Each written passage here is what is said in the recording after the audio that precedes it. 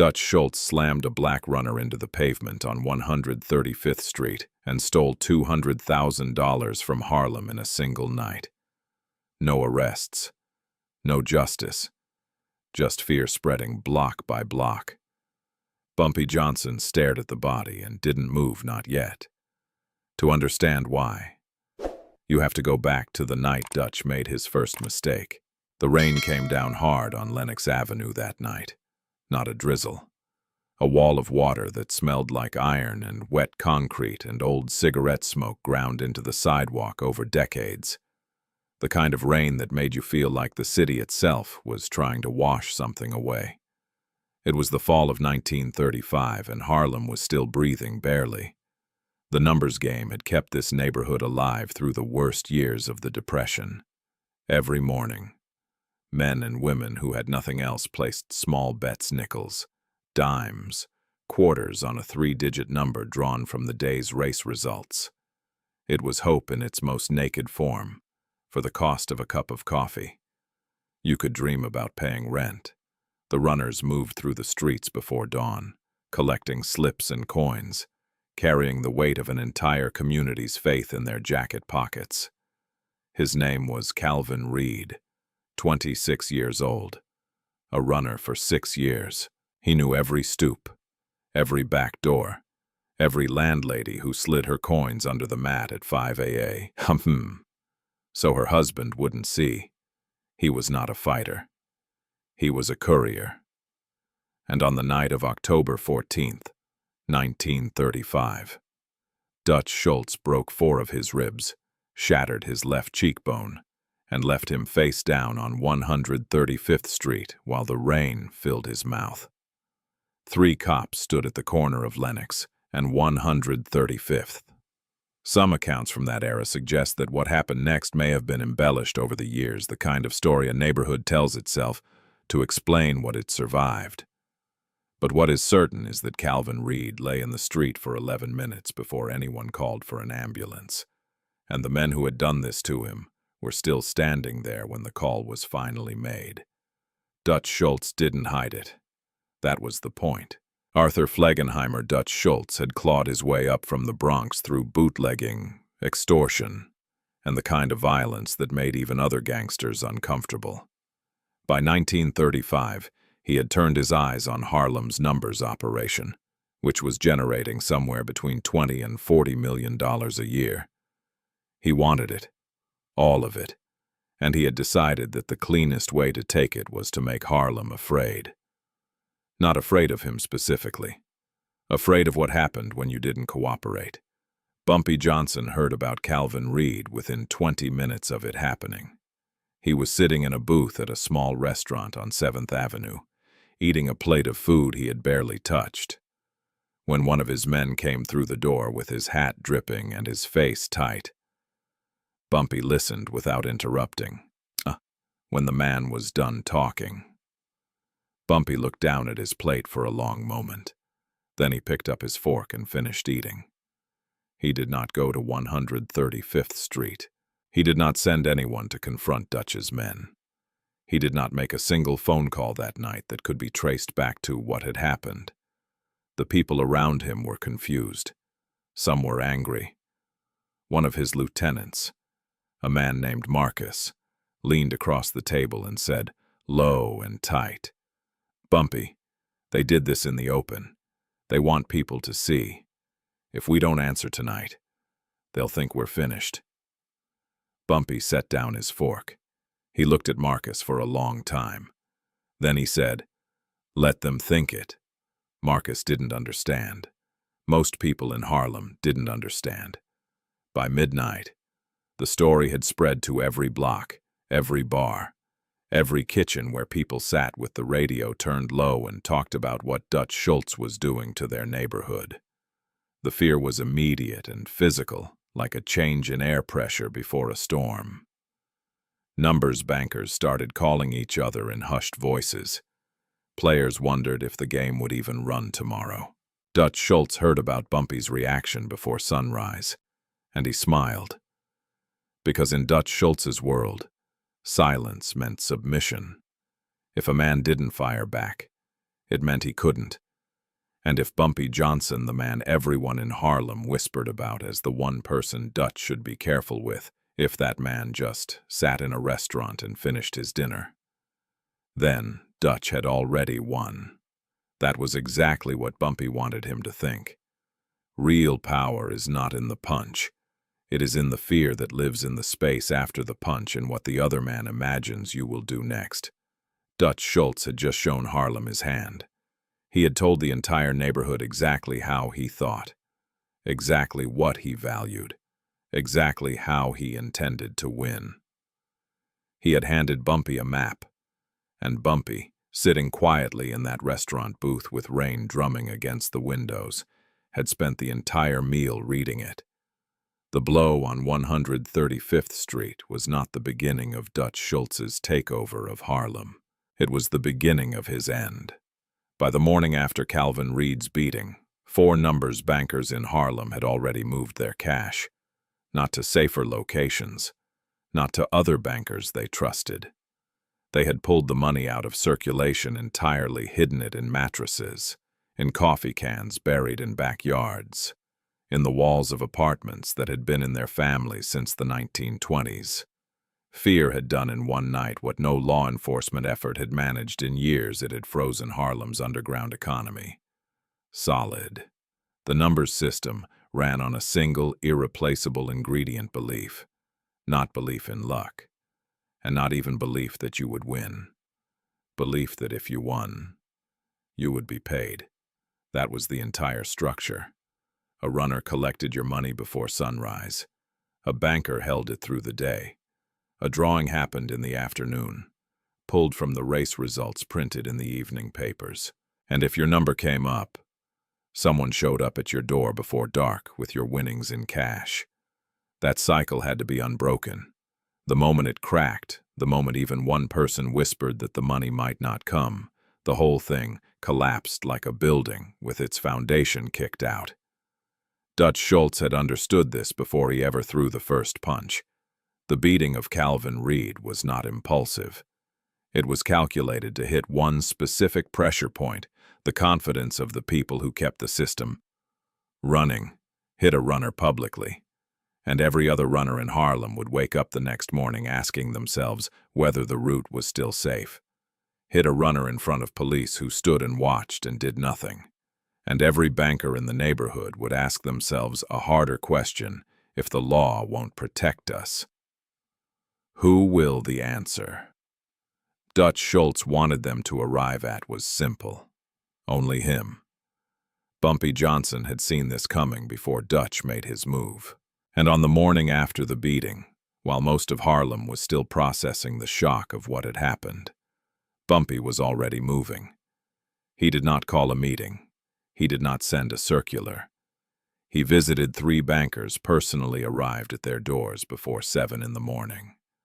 Alone. Without escort. Without the kind of visible muscle that would have drawn attention from the wrong people. He sat at kitchen tables and spoke in a voice low enough that it didn't carry past the room. He told each of them the same thing: the books were safe. The runners were safe. And every number that hit that week would be paid out in full and on time, covered from his own reserves, if it came to that. He looked each of them in the eye and said, "The game runs. Nothing changes. Anyone who plays and wins gets paid tonight." One of the bankers, an older woman named Mrs. Sadie Watkins, who had worked numbers on 118th Street for 15 years through the Depression, and 2 police crackdowns and the death of her husband, and every other thing life had put in front of her, looked at Bumpy across her kitchen table with the particular steadiness of someone who has been lied to before and learned to measure words carefully. She said, "How do you know Dutch doesn't come back next week and take it all anyway?"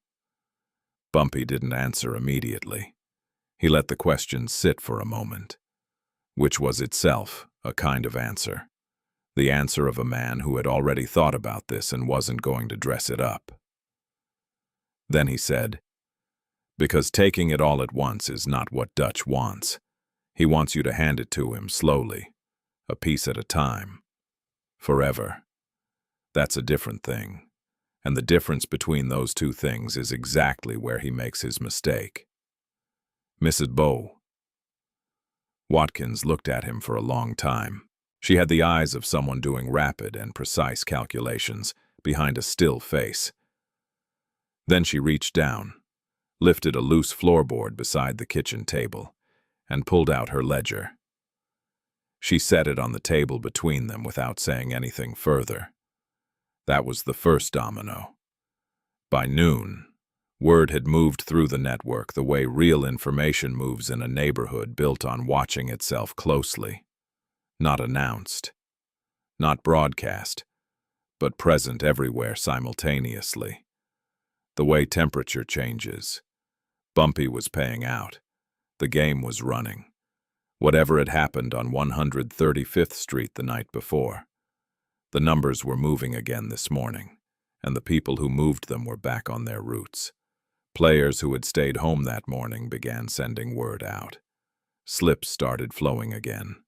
Coins changed hands in doorways and on stoops, and in the back corners of barbershops exactly as they had on every other morning for years. The surface of Harlem looked unchanged. Underneath it, something had been decided.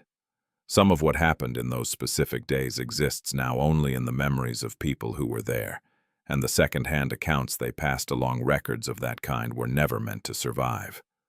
And most didn't. But the people who lived through it described the same thing consistently, a neighborhood that had been standing at the edge of panic and then stepped back from it.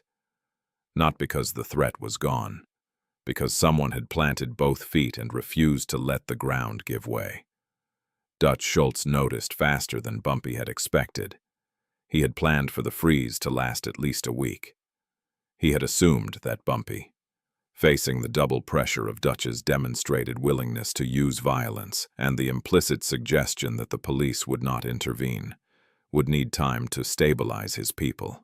Instead, the network had resumed within 24 hours, operating with a steadiness that suggested not emergency improvisation, but prepared response.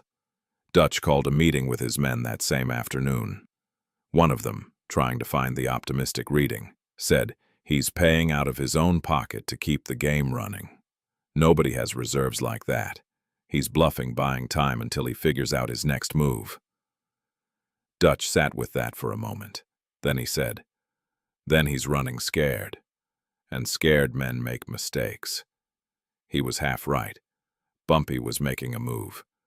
But the move had nothing to do with fear, and everything to do with something Dutch Schultz, for all his intelligence, had never fully understood the difference between buying compliance and earning trust. Every dollar Bumpy spent covering that week's payouts came back multiplied. Not in cash immediately, but in the kind of loyalty that doesn't appear on any ledger and cannot be purchased at any price once it's been lost. The bankers who reopened their books that morning did so knowing that Bumpy Johnson had shown up at their door before sunrise, alone, and made a promise and kept it before noon. That knowledge lived in a different place than fear. It was harder to shake, harder to replace. Dutch had tried to buy Harlem's submission. Bumpy had just bought something that would outlast Dutch's entire operation. Money only stays where people believe it will still be worth something tomorrow. Dutch had spent one night trying to make Harlem doubt tomorrow. Bumpy had spent one morning making tomorrow feel certain. And between those two approaches, in the specific texture of daily life in a neighborhood that had survived worse than Dutch Schultz, there was no contest. The next move was coming. Both men knew exactly what that meant, but only one of them understood what the first move had already decided. The restaurant was on the east side of Midtown, far enough from Harlem that the air smelled different, cleaner, colder, with the faint overlay of car exhaust and expensive food that belonged to a different city than the one Bumpy Johnson spent his days in. Private room in the back, no windows, no sign on the door. White tablecloths that had been pressed that afternoon and would be pressed again tomorrow regardless of who sat at them. It was November 1935. 3 weeks after Calvin Reed had bled on 135th Street, Bumpy Johnson had been summoned. The word matters. Not invited. Not asked to meet. Summoned, the word Dutch Schultz's intermediary had used when he came to Harlem with the message. Delivered in the careful, neutral tone of a man who understands he is carrying something that could go wrong in either direction. Dutch summoned people who worked for him or were about to. The man who had brought the message was connected to the Luciano family, which meant the meeting carried weight that extended beyond Dutch alone. Luciano's organization had interests across the entire New York numbers operation. Their presence at this table was a statement about how seriously the people at the top of this city's underworld were watching what happened in Harlem. Bumpy came. He arrived on time. Alone. Wearing a dark suit and an expression that gave away precisely nothing. He sat down across from Dutch Schultz and two men he recognized as Luciano representatives, and he accepted a glass of water. And he waited. Dutch did not waste time. He was not built for patience or indirection, and the 3 weeks since Calvin Reed had not improved his mood. He laid out the proposition within 5 minutes of Bumpy sitting down. The numbers operation in Harlem was generating too much revenue to remain outside the broader structure. The Luciano organization had decided to formalize the arrangement. Dutch would oversee Harlem directly. The existing bankers and runners would stay in place. Their knowledge of the routes was too valuable to disrupt. But 20% of weekly gross receipts would come to Dutch, collected on a schedule he would determine, through a system his people would implement and manage. He said it the way men say things when they believe they are describing a conclusion rather than proposing a negotiation. It was, taken purely on its financial terms, not an unreasonable arrangement. Plenty of independent operations across the city had absorbed similar tribute structures and continued functioning. You paid the percentage. You received the protection the percentage purchased, and you stayed in business without the kind of interference that could shut you down entirely. The math was straightforward, and Dutch knew it, and he sat back in his chair with the particular ease of a man who expects the person across from him to perform the same calculation and arrive at the obvious answer. Bumpy Johnson listened to all of it without moving and without interrupting. When Dutch finished, the room held a silence that had weight to it.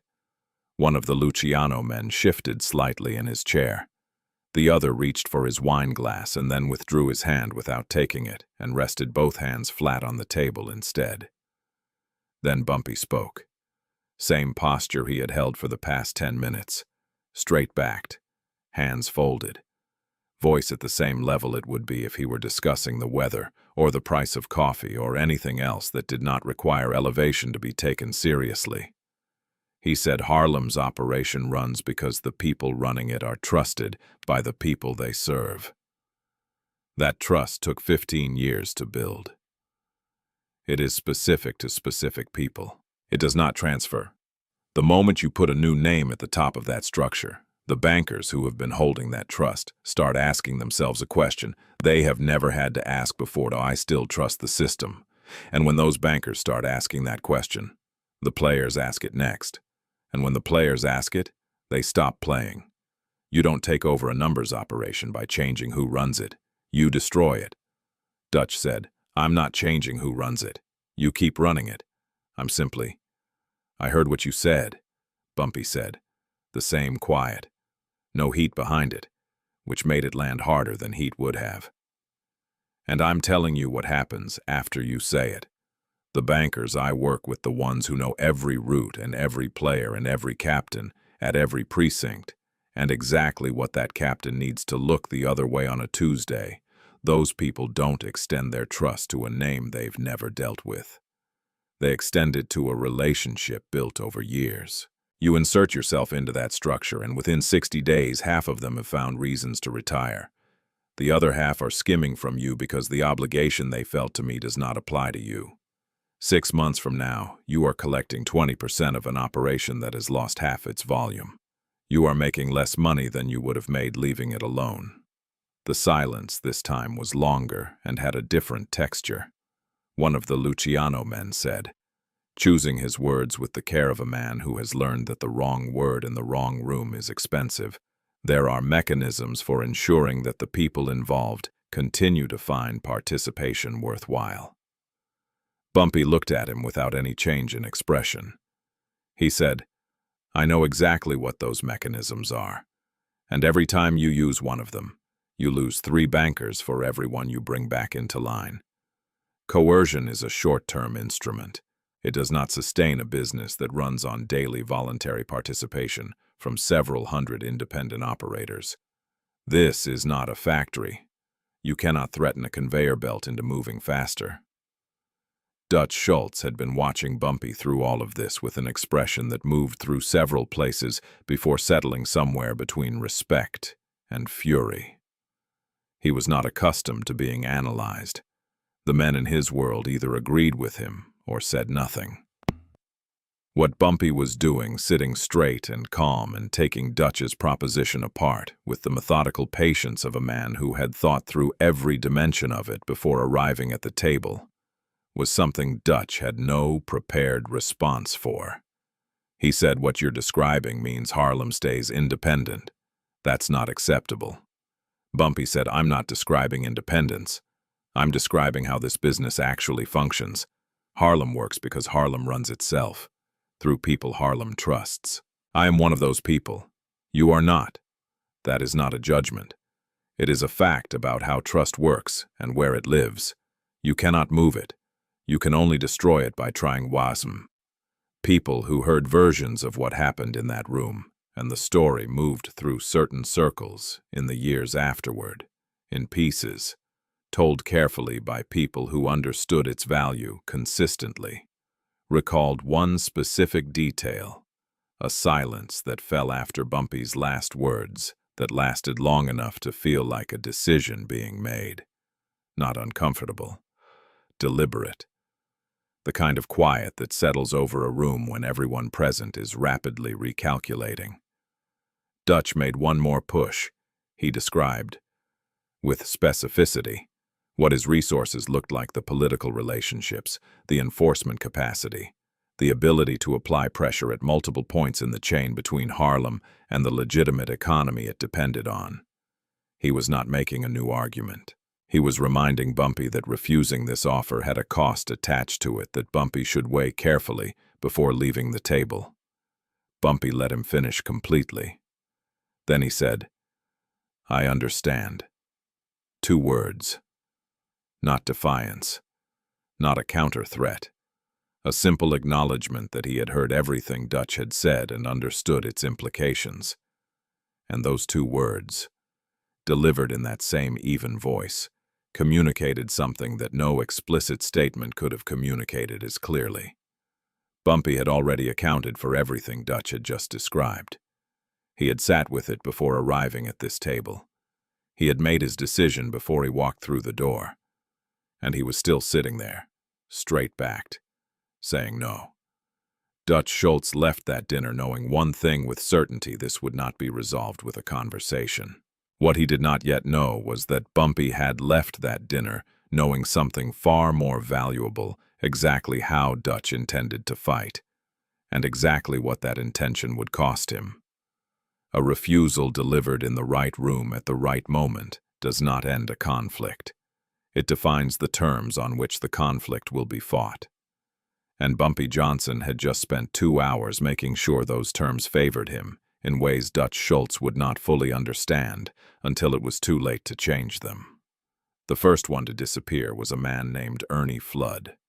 Ernie had been running a collection point for Dutch Schultz on the corner of 8th Avenue and 126th Street for 4 months. He took in slips, counted cash, handed over the day's numbers to a courier who drove up from the Bronx every evening at 7. It was a simple operation. Ernie was not a complicated man. He liked the money Dutch paid him, and he did not ask questions about what happened to the bankers whose roots he was slowly draining. On the morning of November 19th, 1935, Ernie Flood did not open his collection point. He was not there the next morning either. When Dutch's courier showed up that evening and found the corner empty, He waited 40 minutes, then drove back to the Bronx and reported what he had seen. By the end of that week, 3 more collection points had gone dark. Not raided, not burned, just empty. The men who had been running them had vanished from their usual corners, their usual bars, their usual apartments. No bodies turned up. No one claimed responsibility. They were simply gone. And the money they had been collecting for Dutch Schultz had gone with them. Dutch Schultz was not a man who frightened easily, but he understood the language of disappearance.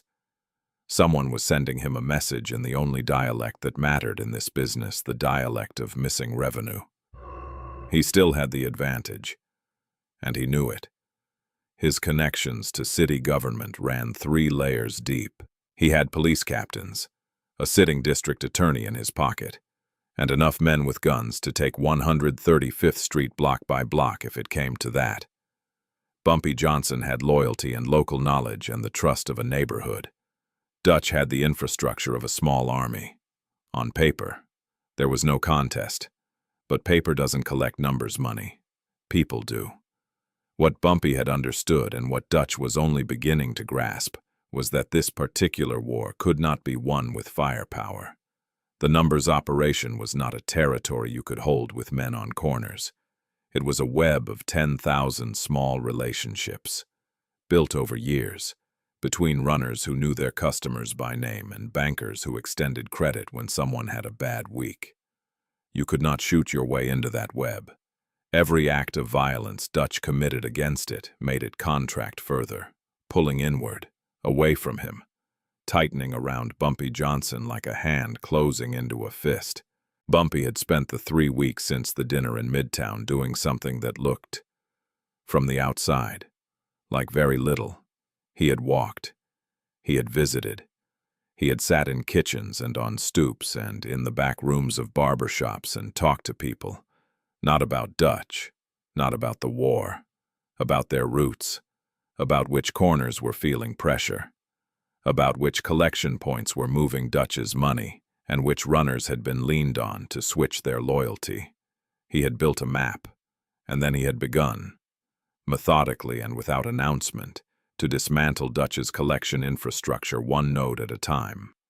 Some of the names that moved through that operation during those weeks never appeared in any police file or newspaper account, men and women who operated in the spaces between records, who knew how to be useful without being visible. That invisibility was itself a form of power that Dutch's organization, with its ties to city officials and its reliance on formal structures of corruption, could not easily replicate. The method was not complicated. Bumpy's people would approach a man running a collection point for Dutch. They would not threaten him. They would simply make clear, in precise and specific terms, what Bumpy knew about him: his address, his family, his other income sources, the details of exactly how much he had been skimming from Dutch's own take, which Dutch did not yet know about. Then they would offer him a choice: walk away cleanly tonight, or have Dutch find out about the skimming tomorrow. Every man they approached walked away. By the 3rd week of November, Dutch Schultz's collection network in Harlem had lost 11 of its 23 active points. The money flowing back to the Bronx had dropped by more than half. Dutch's accountant, a nervous man named Pollock, who kept his ledgers in 3 separate locations, reportedly told Dutch that at the current rate of attrition, the Harlem operation would be functionally worthless within 60 days. Dutch's response was to put more men on the street.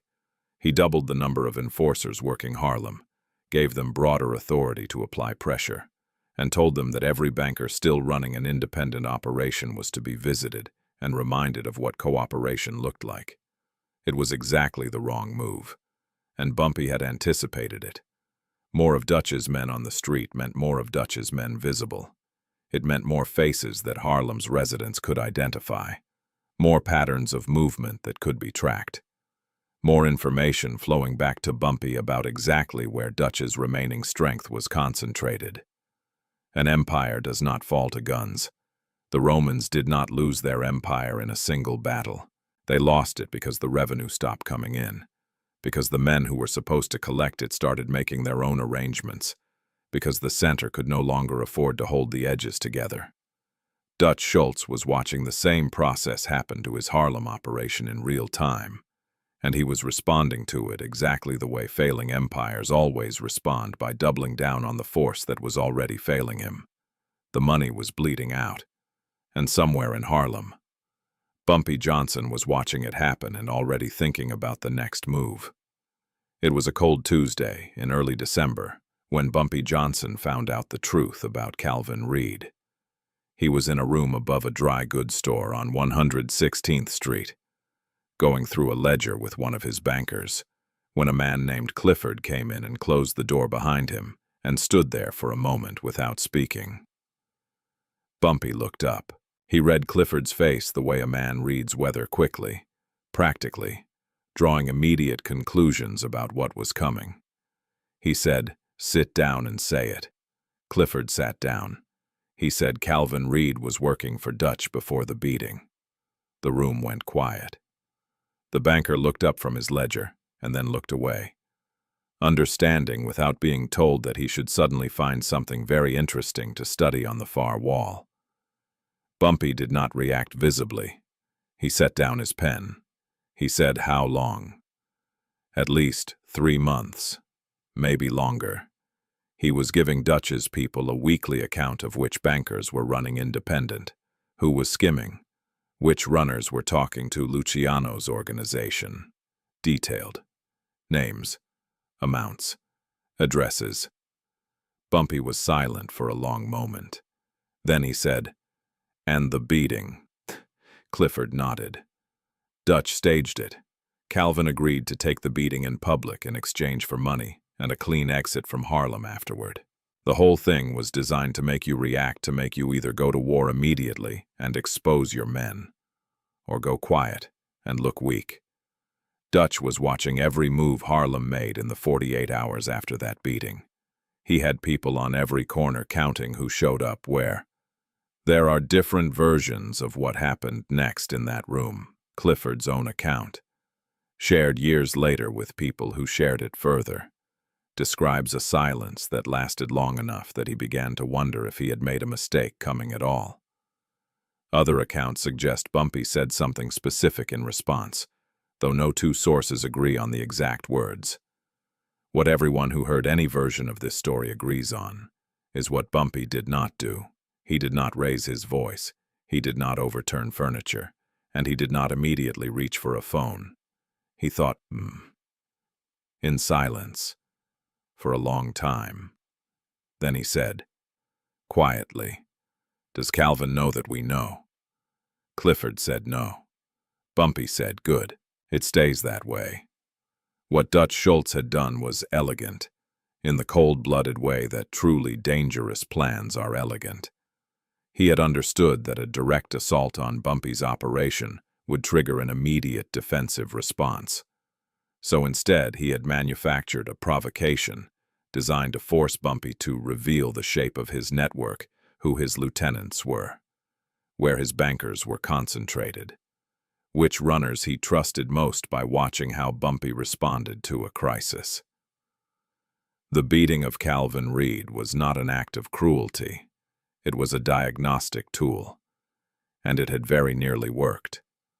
Bumpy's measured response, the decision to stay silent, to stabilize the network quietly, to visit bankers personally instead of calling mass meetings, had actually revealed a great deal about how he operated. Dutch had learned things from those 48 hours. The dinner in Midtown had been partly about testing what Dutch had learned, seeing how Bumpy reacted to a formal power play. Now Bumpy had to deal with the fact that his network had a hole in it that had been open for months. Calvin Reed knew names. He knew routes. He knew more about the architecture of Bumpy's operation than almost anyone outside the innermost circle. A traitor is always more dangerous than an enemy you can see coming. An enemy operates from outside, where the walls are thickest. A traitor is already inside the walls. He knows which doors are unlocked. The decision Bumpy made in that room above the dry goods store was not revenge. It was architecture. He told Clifford, "I want Calvin to keep thinking he's invisible, and I want Dutch to keep thinking his information is good." Clifford said, "You want to use Calvin as a channel. I want Dutch to believe he's reading our operation clearly," Bumpy said, "while we rebuild around what he thinks he knows." The war had just changed shape. It was no longer Bumpy dismantling Dutch's collection network, while Dutch threw more men at Harlem. It was something more intricate than that, two men hunting each other through a city, each trying to see through the other's eyes, each trying to appear smaller and more vulnerable than they actually were. Dutch Schultz thought he had a spy inside Bumpy's operation. He was right. What he didn't know was that the spy now worked for both sides.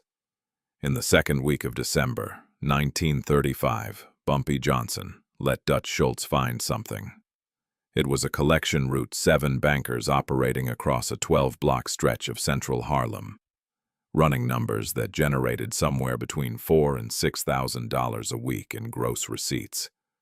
It was not the largest route in the network, but it was substantial. And it had one quality that Bumpy had carefully arranged for it to have it looked exactly like the kind of thing a man would try to hide. The route had been restructured 2 weeks earlier, quietly, with new pickup times and a slightly altered courier path. The restructuring had been passed along to Calvin Reed in the normal course of business, presented as routine housekeeping. Calvin had passed it to Dutch's people within 48 hours, because that was what Calvin did.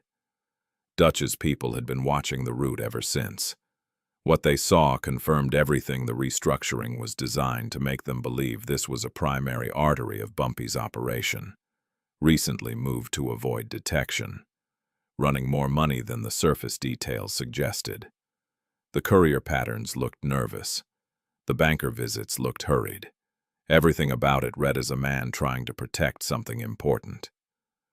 Dutch moved 12 men into position around the route over the course of 4 days carefully, in small groups, using the apartment buildings and storefronts he had been quietly acquiring access to over the previous month.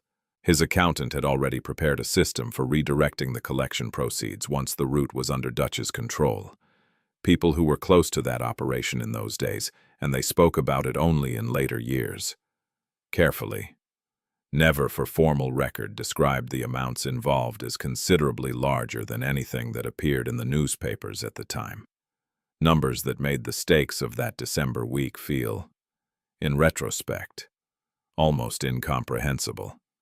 Dutch Schultz was not a patient man, but he had learned patience for this. He waited until he was certain his people were in place at every point along the route. He waited until a full week's collection cycle had run, so he would understand the exact timing and flow. Then he gave the order to move. On a Thursday evening, Dutch's 12 men closed in on the route simultaneously. They found 3 things. They found the bankers, who were cooperative to a degree that should have felt wrong but didn't, because men who are afraid cooperate quickly, and Dutch had conditioned himself to read immediate cooperation as proof of effective intimidation. They found the cash from that week's collections present, accounted for, exactly where it was supposed to be, and they found, over the following 48 hours, that every single one of the 12 men Dutch had positioned along that route had been identified, catalogued, and in several cases photographed by people they had never noticed watching them. Bumpy had not been protecting the route. He had been using it as a lens, a controlled environment through which Dutch's men had to pass in order to claim what they believed was a prize. Every apartment building Dutch had accessed, every storefront he had used as a staging point, every vehicle pattern and courier rotation his people had established in the process of surrounding the route. Bumpy's people had recorded all of it. The money Dutch took from that week's collection was real. It was also the least valuable thing he acquired that night. What Bumpy had acquired was a detailed map of Dutch's operational structure in Harlem, the locations of his staging points, the identities of his active men, the communication patterns between his street-level operators and his management layer in the Bronx. It was the kind of intelligence that took months to assemble through patient surveillance. handed over in 4 days by Dutch himself, in the process of springing what he believed was a trap of his own design. Sometimes the fastest way to win is to let the other man believe he already has. Dutch Schultz counted the money from that Thursday collection and told his accountant that the Harlem operation had turned a corner. His accountant, who was good with numbers and nervous about almost everything, agreed and wrote the figure in his ledger and said nothing about the fact that 12 of Dutch's best men had just spent 4 days making themselves completely visible to the most patient and methodical operator in Harlem. Bumpy Johnson sat with the information his people had gathered and began, for the first time, to draw a map that went all the way to the end of this thing. Not just the collection points, not just the street-level men. The whole structure where it was strong, where it was hollow, and exactly where, if you applied the right pressure at the right moment, the entire operation would fold. He was almost ready. It began on a Monday, the 3rd week of December, 1935, with a man named Victor Pruitt. Victor ran Dutch Schultz's most productive remaining collection point in Harlem, a laundry on 132nd Street that processed both dirty clothes and dirty money with equal efficiency. He had worked for Dutch for 2 years. He was reliable, punctual, and careful. On Monday morning, he opened the laundry at 7, ran 2 loads of actual washing to maintain appearances, and at 9 o'clock he walked out the back door and did not return. He left no note. He left the cash box. He left the ledger, the slips, the entire apparatus of Dutch's operation sitting untouched on a shelf in the back room like evidence at a crime scene. By Tuesday afternoon, 4 more collection points had gone the same way. Not raided, not robbed, abandoned. The men who had been running them had simply made a calculation overnight and arrived at the same answer. The risk of staying with Dutch Schultz had exceeded the reward. And when men who work in the underground economy make that calculation, they do not submit resignations. They disappear. Dutch's courier from the Bronx arrived on Tuesday evening to find the laundry locked and dark. He stood on the sidewalk for a long time, looking at the building, and then he made a phone call from a payphone 2 blocks north. The man who answered was Dutch's chief enforcer in Harlem, a thick-necked Irishman named Kerrigan who had been managing street-level operations for 3 months. Kerrigan told him to come to a specific address on 125th Street. When the courier arrived, he found Kerrigan and 4 other men sitting in a room that smelled of cigarette smoke and something underneath it. Tension. Maybe. Or the particular sourness of men who have been waiting too long with nothing useful to do. Kerrigan said, "It's happening across the board. We've lost 9 points in 48 hours. The courier said, "Where are the men?" Kerrigan said, "Gone. Paid off or scared off or both. I can't tell you which because nobody's talking." That was the part that frightened Kerrigan most. Not the disappearances, the silence. In his experience, when men flipped or ran, there was noise about it. Rumors moved, names circulated. Somebody's cousin said something in a bar. This was different. 9 men had walked away from Dutch Schultz's operation within 2 days of each other, and the streets of Harlem were offering nothing in response. No gossip, no boasting, no trail. People who lived on Lenox Avenue during those December days would later say, in the measured way of people describing something they still found difficult to fully explain, that the neighborhood felt unusually quiet that week. Not the quiet of fear, which was a quiet they knew well by then. Something else.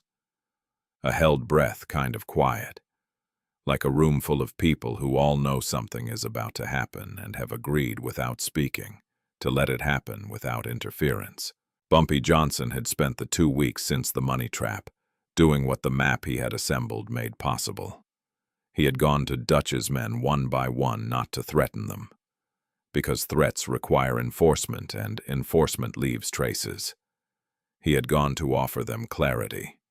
He showed each man exactly what Bumpy knew about him, the staging points he had used, the communication patterns his unit followed, the names of the people above him in Dutch's chain of command. He laid it out on tables in quiet rooms the way a doctor lays out an X-ray, and he said the same thing to each of them. Dutch is losing this. You can see that already. The question is not whether you leave.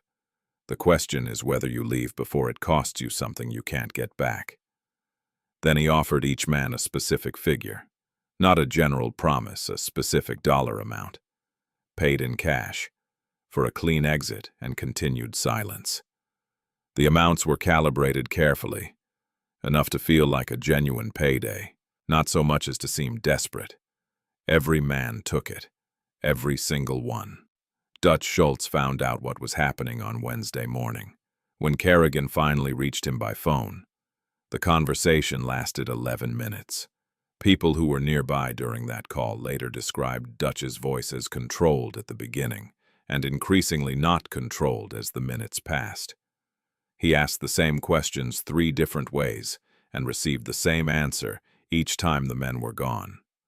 The money was gone with them, and nobody could tell him where Bumpy Johnson had found the resources to buy out 9 of his operators in 48 hours.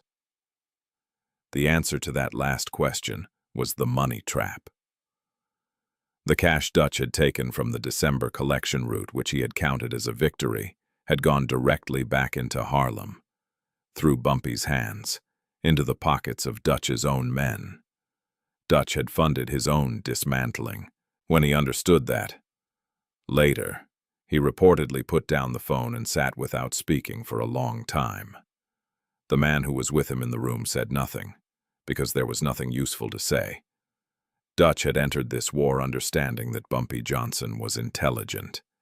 He had not understood that Bumpy Johnson was patient in a way that Dutch himself was constitutionally incapable of being. Dutch thought in weeks. Bumpy had been thinking in months. Every move Dutch had made since October had been anticipated, absorbed, and redirected. The beating of Calvin Reed, the dinner in Midtown, the money trap on the central route. Each one had felt to Dutch like a move he was making. Each one had been a move Bumpy was guiding him into. A boss begins to die the moment his men stop believing he can protect them. Not when he loses a fight. Not when he loses money. The specific moment is when the men around him look at the situation and perform their own quiet calculation and arrive at an answer that does not include him. Dutch Schultz's men had done that calculation this week. They had looked at 9 empty collection points and a boss who was burning resources faster than he could replace them. And they had arrived at their answer. And Harlem, which had been watching all of it from behind closed doors and quiet storefronts, had drawn its own conclusion. By Thursday, the remaining 4 collection points Dutch still controlled in Harlem were operating at a fraction of their normal volume. The players could feel the shift, the way animals feel a change in weather, something in the air, something in the way the runners moved, something in the particular quality of silence on certain corners. They adjusted their behavior accordingly, sending their business toward the bankers they trusted, away from the infrastructure that felt unstable. Harlem was not celebrating. It was simply rearranging itself around a new reality, the way water moves around an obstacle that has been removed.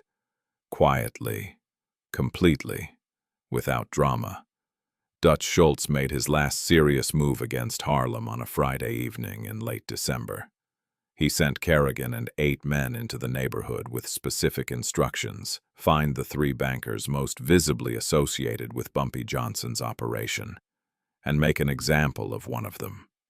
Not kill, hurt, badly enough that the message would carry the same weight as Calvin Reed's beating had been designed to carry. Back in October, before everything had gone sideways, the logic was the logic of a man who has tried everything else. Dutch still had men. He still had weapons. He still had the capacity for violence that had built his reputation over 15 years. If money and intelligence had failed him in Harlem, he would go back to what had worked everywhere else. Kerrigan and his 8 men entered Harlem at 7 in the evening. They moved to the first address on their list, a banker named Harold Osei, who operated out of a barber shop on 131st Street. They found the barber shop closed. Dark. No sign that anyone had been there that day. They moved to the second address, a woman named Grace Tillman, who ran numbers out of a dress shop on 7th Avenue. The dress shop was also closed. Also dark. The third address was a numbers operation run from the back room of a hardware store on 128th Street. Closed. Dark. Kerrigan stood on the sidewalk outside the hardware store and looked at his men, and then looked at the empty street around him and understood, for the first time with absolute clarity, what had happened. Every person Dutch had sent them after had been warned. Not just warned, cleared out entirely. Businesses shut. Addresses vacated, as if the entire operational layer of Bumpy's visible organization had simply been lifted and moved somewhere Kerrigan did not know about. He reached for his phone and called Dutch. Dutch said, "Find them." Kerrigan said, "I've got 9 men and a neighborhood that's been emptied ahead of us. There's nothing to find." There was a silence on the line. Then Dutch said, "Someone told them we were coming." Kerrigan said, "Dutch, everyone in Harlem knew we were coming. That's the problem." The precise accounting of what Dutch Schultz lost in the final weeks of December 1935 was never formally documented. No such records were kept by the people involved. And the informal accounts that circulated afterward varied enough in their specifics that any single figure would be unreliable. What the people closest to that operation agreed on was that the losses were severe enough to make the entire Harlem venture a net negative for Dutch's organization, and severe enough that the men around him began performing their own calculations about the long-term prospects of his leadership. That was the thing Dutch had not planned for. He had planned for resistance from Bumpy. He had not planned for what that resistance, dragged out over 3 months and ending in comprehensive failure, would do to how his own people perceived him. A gangster's authority is built on a specific kind of believability, the belief that he can deliver outcomes. That when he says he will take something, he takes it. That when he says a problem will be solved, it gets solved. Dutch Schultz had spent 3 months trying to take Harlem and had come away with nothing. Worse than nothing, he had spent significant resources, exposed his operational structure, lost 9 men to buyouts, and ended up chasing empty buildings on a Friday night in December. His people knew this. They did not say it to his face, because Dutch Schultz was still Dutch Schultz, and the consequences of saying the wrong thing to his face were well understood. But they knew it, and Dutch knew they knew it, and that knowledge sat between them like something that could not be unacknowledged. Bumpy Johnson, for his part, did nothing visible in response to Kerrigan's failed sweep. No announcement, no celebration. He simply ensured that the bankers and runners who had cleared out for the night were back at their locations by the following morning, operating normally, as if Dutch's 9 men had been nothing more than a brief inconvenience, a strong wind that had passed without doing damage.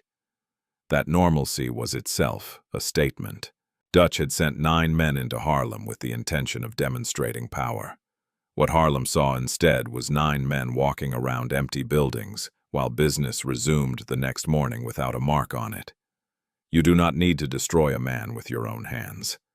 The most complete and lasting victories belong to those who arrange conditions carefully enough that the opponent destroys himself through bad decisions made in desperation, through resources spent on operations that yield nothing, through the slow erosion of the credibility that holds any organization together. Dutch Schultz had beaten Calvin Reed on 135th Street 3 months earlier to show Harlem what power looked like. What Harlem had watched since then was a masterclass in what power actually was. Dutch Schultz left Harlem in January 1936. There was no formal announcement, no meeting, no conversation, no moment where someone told him he was finished and he acknowledged it. He simply stopped sending men. The remaining collection infrastructure he had built over 3 months was quietly absorbed into Bumpy's operation, or shut down entirely. The couriers from the Bronx stopped coming. The apartment buildings and storefronts Dutch had been using as staging points went back to being just apartment buildings and storefronts. Harlem noticed the way it notices most things quietly, peripherally, through the accumulated observations of 10,000 people going about their daily lives and registering, without making a production of it, that something had changed. The older residents of that neighborhood, people who had seen enough of the city's rhythms to understand what they were watching, put it simply when they spoke about it in later years from that point on. Dutch Schultz did not come back to Harlem. Not once. Not to collect. Not to threaten. Not to attempt any version of what he had tried in the fall. That absence was itself a kind of testimony. Bumpy Johnson spent the first 2 weeks of January doing what he had done at the beginning of this whole thing, sitting with bankers, walking routes, talking to runners, not celebrating, working. The network that had survived 3 months of Dutch Schultz's pressure needed maintenance. Trust that had been strained needed to be reinforced. Runners who had spent the fall looking over their shoulders needed to feel, in some concrete and practical way, that the situation had changed. He reinstated a system of guaranteed payouts on all routes, meaning that if a banker had a bad week and couldn't cover a hit, Bumpy's reserve fund covered the difference. It was an expensive commitment. It was also the thing that, more than anything else, defined what Bumpy's operation was versus what Dutch's had been. Dutch had offered Harlem protection through fear. Bumpy offered it through reliability. Show up, play your number, get paid if you hit. The same promise. Kept the same way. Every single day. That consistency was the foundation everything else was built on. He also established something more explicit than had existed before, a set of operating rules for the numbers network that every banker and runner was expected to follow. Not written down, because nothing useful in Harlem was written down, but understood. No violence against players, no manipulation of the daily numbers draw, no cooperation with any outside organization attempting to insert itself into Harlem's operation. Violations of these rules had consequences, and the consequences were applied without exception.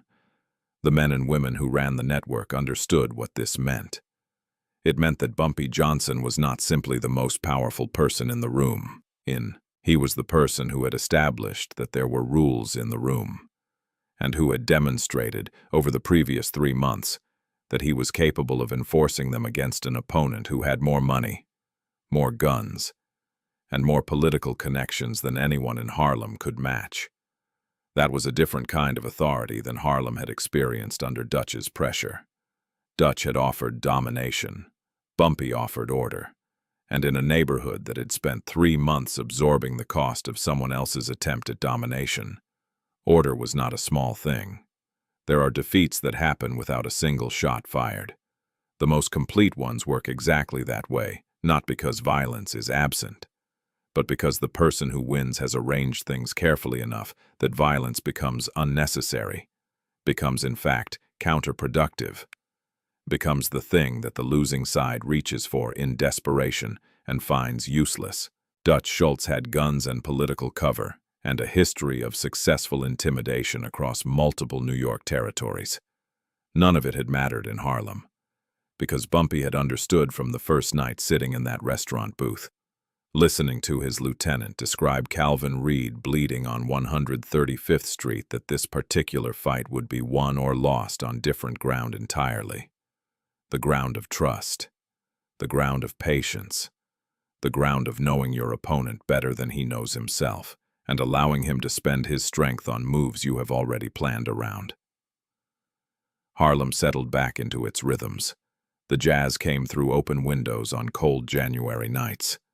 The numbers slips moved before dawn, the way they always had. The small daily commerce of hope nickels and dimes changing hands in doorways.